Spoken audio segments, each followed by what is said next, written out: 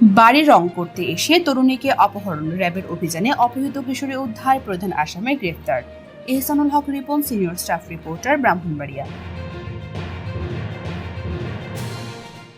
Rapid action battalion RAB ৯ এর অভিযানে ব্রাহ্মণবাড়িয়ার সরাইল থেকে অপহৃত এক কিশোরীকে উদ্ধার করা হয়েছে।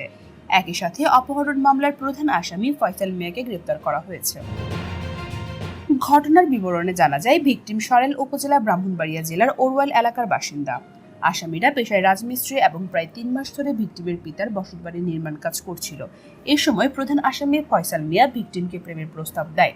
বিষয়টি ভিকটিম তার পিতাকে জানালে তিনি আসামির পরিবারের কাছে অভিযোগ করেন। এতে আসামিরা ক্ষুব্ধ হয়ে ওঠে এবং ফয়সাল মিয়াকে ভিকটিমকে অপহরণের হুমকি দেয়।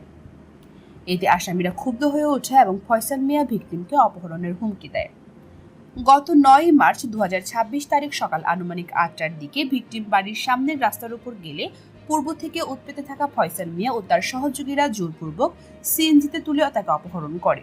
এ সময় ভিকটিম চিৎকার করলে পরিবারের সদস্যরা ঘটনাটি দেখতে পান। এ ঘটনায় ভিকটিমের পিতা বাদী হয়ে সরাইল থানা ব্রাহ্মণবাড়িয়ার নারী ও শিশু নির্যাতন দমন আইনে মামলা দায়ের করেন। মামলার প্রেক্ষিতে র্যাব ৯ গোয়েন্দা নজরদারি ও ছায়াতদন্ত শুরু করে।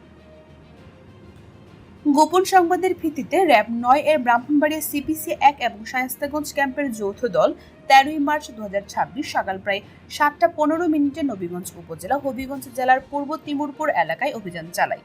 অভিযানে প্রধান আসামি ফয়সাল মিয়াকে গ্রেপ্তার করা হয় এবং অপহৃত কিশোরীকে উদ্ধার করা হয়। গ্রেপ্তারকৃত আসামি ও উদ্ধারকৃত ভিকটিমকে পরবর্তী আইনি ব্যবস্থা গ্রহণের জন্য সংশ্লিষ্ট থানায় হস্তান্তর করা হয়েছে।